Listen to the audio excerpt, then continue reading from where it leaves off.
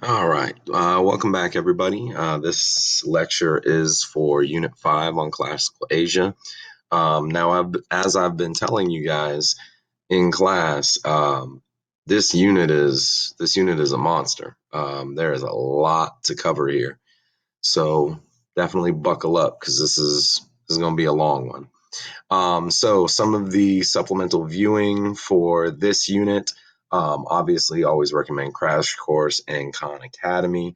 The Eastern Philosophies playlist, that's a series of Eastern philosophies from one of the education websites. I forget which one it is, but it has quite a bit of information. They have an episode on Confucius, they have an episode on Lao Tzu and Taoism, as well as some later philosophers in there as well. The other two links are more political in nature, a history of the Mauryan Empire and a history of imperial China, the success and the unification under the Qin, their overthrow, and then eventually the development into what we know as the Han. So take a look at those when you get time, if you wish. Otherwise, let's get to it. So we're going to start off with China and then move to India. Now, we're going to start in the political realm. Um, this is an important period for China in terms of their political landscape and their political philosophy. So after the end of the Zhao dynasty from the pre-classical era, there is a long period of civil war in China. The country is divided into multiple warring provinces with individual rulers and states. And in 221 BC, one man is able to overthrow the other states. He's able to unify the majority of what we now know as China. And he establishes himself as the first true emperor of China. And he goes by the title of Shi Huangdi. Now, this is important on a much bigger scale than just 221 BC because Huangdi establishes this idea of an eternal empire in China, meaning that the Chinese people and the Chinese government begins to look at itself as this kind of unchanging, defined entity. This idea that regardless of who leads and regardless of which family and which dynasty and which set of rulers is in charge, that what they rule will always be China. That what they rule will always be the same political and cultural and social unit. Um, and this is where the Chinese begin to develop this idea of what they call the Middle Kingdom. The Chinese see themselves as essentially the high point of human civilization, that China is the middle of the world, that they are the center of human culture and human civilization, and that they will always remain that way. So, this is a pretty important step in Chinese political history because it sets a precedent for the next, however many empires that are to come, that regardless of the family, regardless of whoever's in power, this will always be China. All right. Now, getting back to Shi Huangdi, Shi Huangdi is a cruel and heartless ruler. He spends his 15 years in power, expanding the empire at the cost of millions of Chinese lives, whether that be through war, through slave labor, many times, enslaving the peasants of his own people in order for massive building projects. There aren't exact numbers, but it's estimated somewhere around 2 to 3 million Chinese peasants died in constructing the Great Wall alone. Now, another part of Shi Huangdi's legacy is that he is the first Chinese ruler to buy into what's known as the legalist philosophy. This is an idea that rulers should dole out heavy punishments. They should build extremely strict codes of law. They should enforce them with absolute brutality. And that by doing that, the rest of the population will fall into place. This is kind of the idea of making an example out of someone. Unfortunately for China, Huang Di makes an example out of several million of his own people.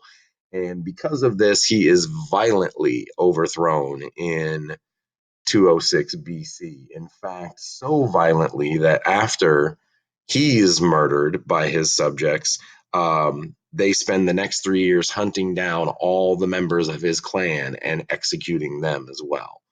So this is a pretty bloody episode in Chinese politics. Now, after Huang Di and his clan are executed and run out of China, this opens the door for a new family, and they establish what's known as the Han Dynasty. And the Han are kind of the baseline for Chinese culture going forward. They finish what Huang Di started. They establish the cultural and the political system in China that's going to last well into the 19th century until communism rears its ugly head. Um, the Han established political borders and political systems and citizenship of pretty much everyone who to this day is considered ethnic Chinese. Okay. When you think about, who are Chinese people? Are they only people from this province or that part of China? Generally, it's considered this group, right? The people who fall under the rule of Han that are the true ethnic Chinese. Now, under the Han, there is a return to the idea of the mandate of heaven. Now, that's supplemented by the Han's acceptance of Confucian ideas about social harmony through filial piety, the importance of education, setting high moral examples. Leaders should rule by example and lead by example, and therefore give their subjects nothing to be upset about. Because if they are ruling in a morally just way, then they maintain the mandate of heaven. If they become corrupt, if they mistreat the people, if they abuse their power, then that mandate of heaven is lost, and they now are subjecting themselves to righteous rebellion. And the people have the right to rise up against them. Another thing that the Han develop, which you see throughout Chinese history, well into the 18th, 19th century as well, is they begin developing what's called the Royal Academies. These are government sponsored schools to train government officials in Confucian teachings. And they develop this Confucian kind of, I guess whatever you want to call it, examination system, which basically becomes the gold standard of Chinese society. Talent, like only the wealthiest and the most talented youth are given entrance into these royal academies. It's very expensive. If your family is not wealthy, you almost have to be sponsored by the government into these academies. But when you come out the other side, and you are given a position in the Han government, this creates an insane amount of prestige and privilege for those who do pass the exam and graduate these royal academies. So much so that it creates essentially a brand new aristocracy within China of these extremely wealthy, extremely privileged bureaucrats and government officials. Now, another aspect of the Han, which is one of the reasons that they get compared to Rome quite a bit, is the Han were excessive builders. They build massive, monumental projects. They invest billions of gold and silver into infrastructure. They finish and expand upon the Great Wall that was begun being built under Huangdi. They lay down the groundwork for what's known as the Grand Canal system in China, which is a series of smaller canals connecting the major rivers of China, the Yangtze and the Huanghe. Both rivers flow east to west in from the ocean. So travel east to west in China is very easy, but north and south, not so much. So the Han begin to lay out the plans for this massive canal system that will run north to south and connect the two major rivers in the country. Now, the other part about this monumental building is what we've talked about in the pre-classical era. It's a demonstration of their wealth and their greatness. It helps to build kind of this cultural unity, right? Pride in China and being Chinese. And it serves another purpose. It also allows them to flex their power over their aristocracy. It gives them a way to maintain kind of a level of authority over the wealthy landlord class by taxing them, by requiring them to send labor for these massive building projects, right? The other aspect of the Han that you need to know going forward, and this will be a theme throughout, is their fluctuating relationship with their neighbors to the north. North of China, there are um, very kind of sparse plains and a massive desert known as the Gobi Desert. And under these conditions, the people that live there tend to be pastoral nomads. This is not a situation where agriculture is beneficial or even possible in a lot of places. So the Chinese, who have access to very productive agriculture, see their northern neighbors, these nomadic pastoral peoples, as essentially kind of a uncivilized barbarian class. And they, for the most part, look down upon these neighbors. And this creates a back and forth relationship. The biggest threat to Han China is a group known as the Xiongnu.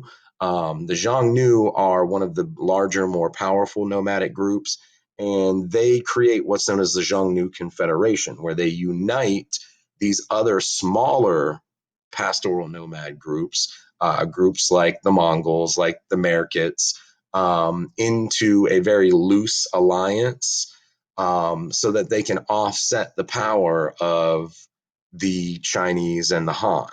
And so this relationship between the two fluctuates back and forth for hundreds of years. The nomads raid Chinese settlements, right? Kidnap Chinese women and children to be sold into slavery. The Chinese invade the Xiongnu's, land. There are several wars between the two groups, but there are also times of peace in which trade and cultural diffusion takes place. And essentially, what is set up is what's known as the tributary system, where the Xiongnu, during times of peace, essentially pay the Chinese. They offer goods, services, obviously silver and gold, in return for maintaining the peace between them. So this becomes kind of a lasting thing over the next 1,000+ years or so, where Chinese dynasties, when they are at their peak and things are peaceful, tend to kind of demand this tributary system from the surrounding peoples, especially the nomads to the north, who again they see as kind of a lesser barbarian class.